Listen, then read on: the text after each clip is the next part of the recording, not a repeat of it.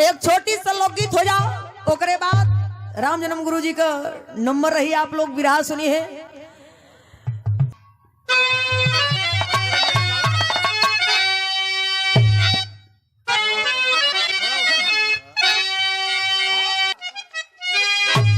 लोकगीत के भाव में कहानी आप लोग को बढ़िया मिली, लेकिन कहानी से बढ़िया पहले तर्ज हो मास्टर बा।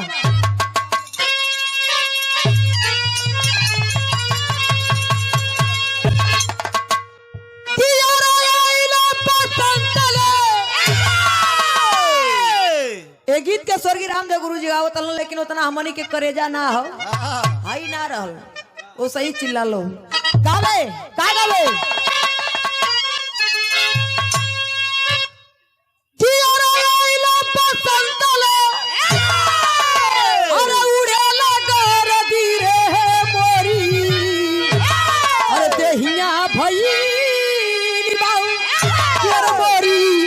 देहिया भैली बाम पियर पियर हर धीरे मोरी, देहिया भैली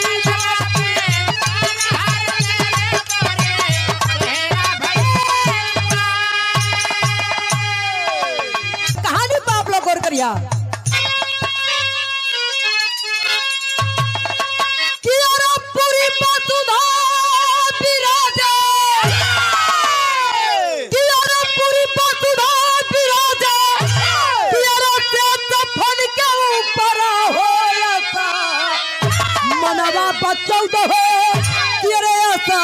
बनवा बचौद हो, अरे भुवन के ऊपर हो था, मनवा बचौद हो।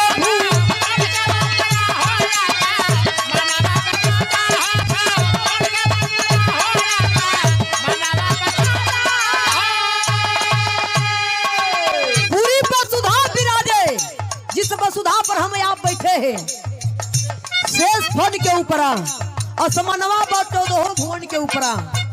ये धरती आकाश का बात हो, लेकिन कहना है एक लाइन पर गौर करिए।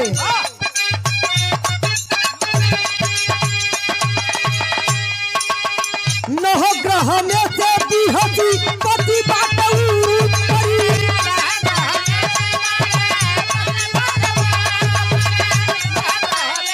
नौ ग्रह में से बिहती पति बाटऊ परी।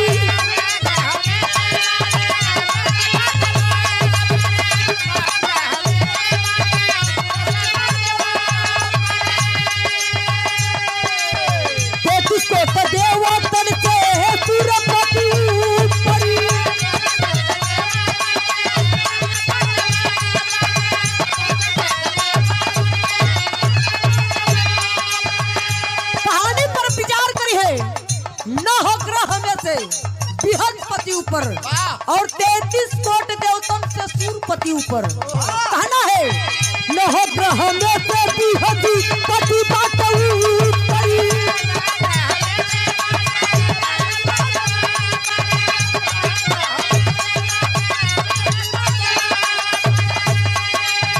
33 कोट देवतन से सूर्यपति परी।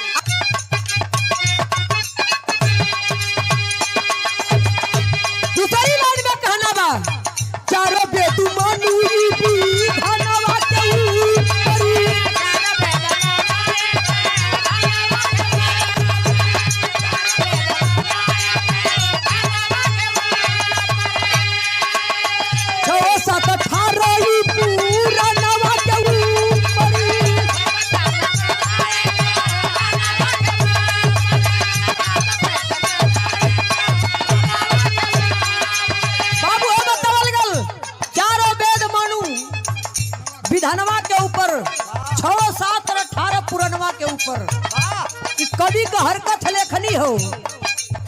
अब 4 तारीख के एक कवि का तेरही हो, धर्मपुर का रमधारी कवि जी निकले हुए हैं, लेकिन कहना है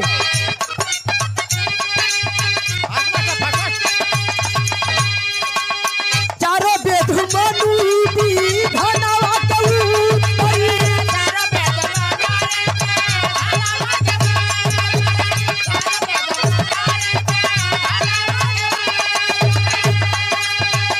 सात 18 पूरा नवा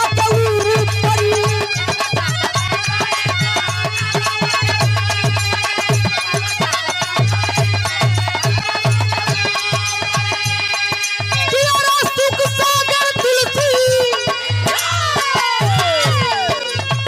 अरे सुख सागर तुलसी, अरे भजन के ऊपर होया था मनवा बचौदो हो भुवन के ऊपर होया था।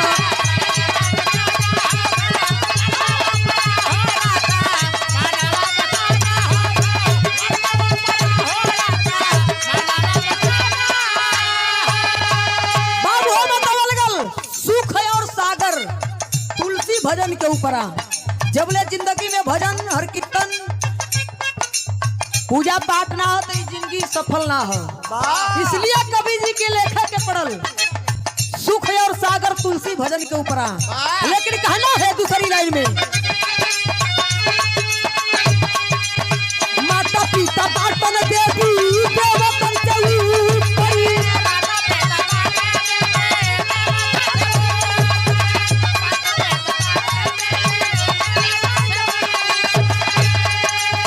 सतगुरु सागरी मानवता के ऊपर,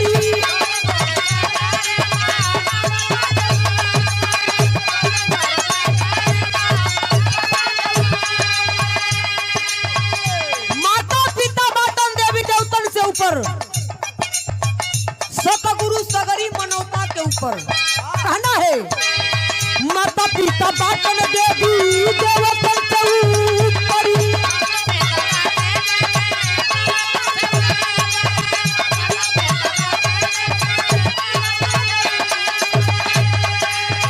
सतगुरु सागरी मानवता के ऊपर,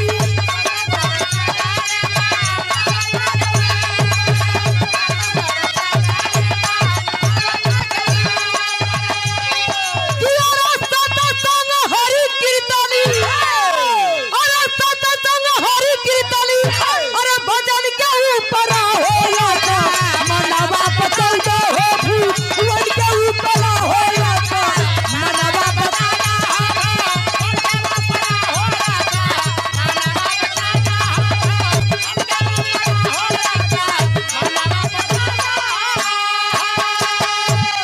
सत्संग हरि कीर्तन भजन के ऊपर। ये जीवन में सब कुछ करना होता है, लेकिन कहना है दूसरी लाइन में भी मास्टर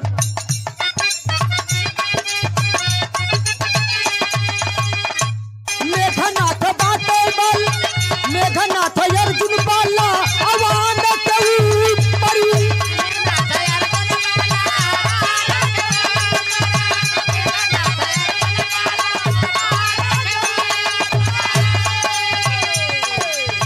पवन सुत का धारथी वान के ऊपर,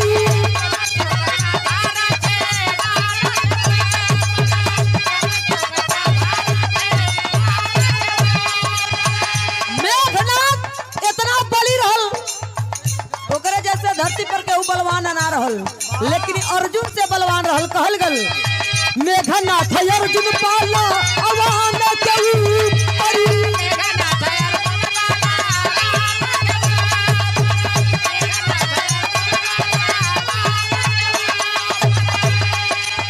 पवन सुत का धारथी वान के ऊपर,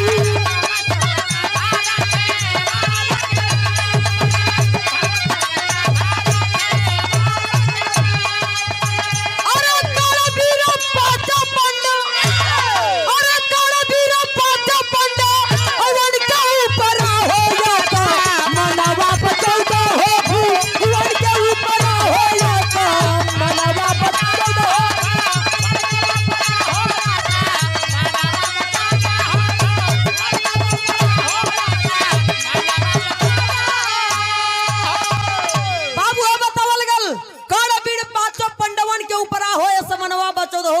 ऊपरा कर्ण भी इतना बलवान रहल कि पांचों पांडवन पर हावी रहल।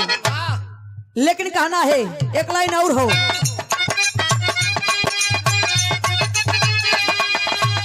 बरबरी का जो भाभी दादा परी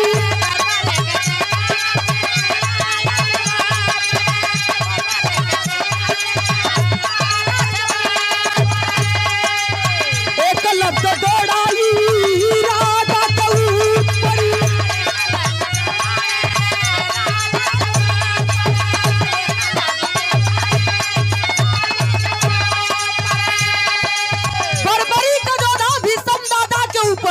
बरबरी जैसे धरती पर केहू वीर ना रहल, लेकिन गर्दन कटले के बाद सारा सच्चाई बतलो सो भी वीर एक रहा।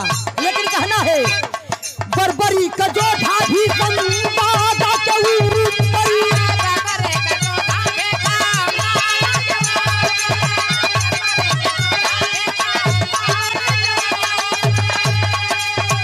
एक लफ्ज दौड़ाई राधा केहू परी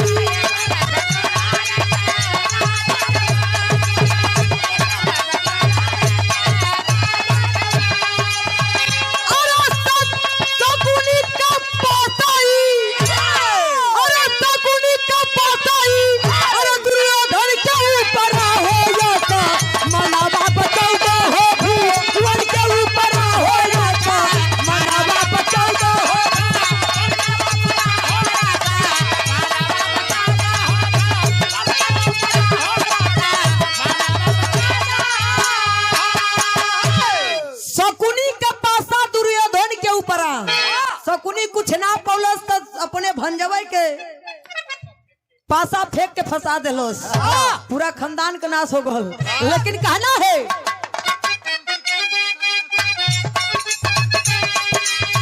तुलसी कबीर से काली बात रहे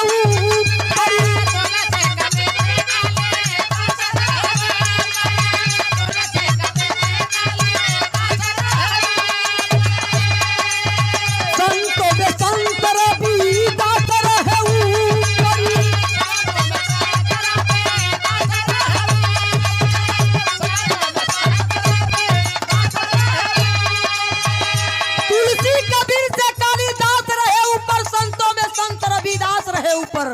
लेकिन कहना है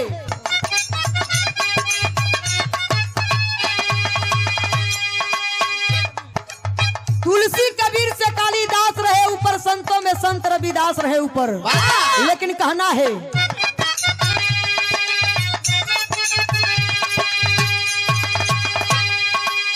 तुलसी कबीर से कालिदास रहे ऊपर।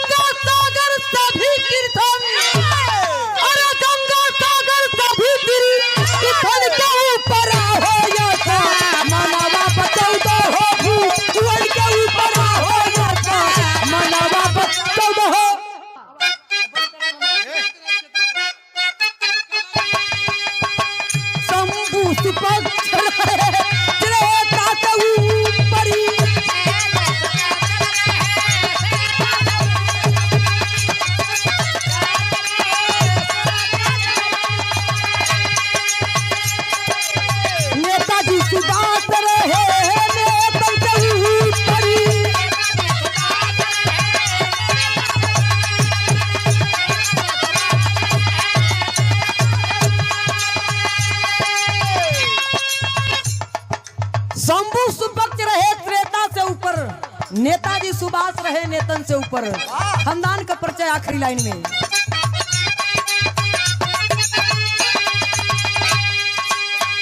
जन्मभूमि जन्नत ही हो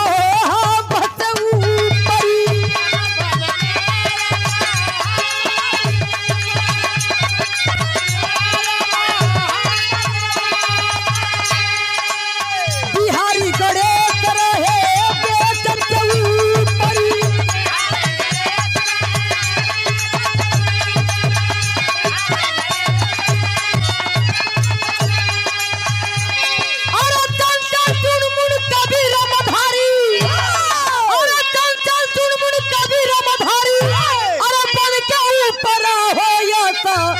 मनवा बचौदो हो भुवन के ऊपर हो मनवा बचौदो हो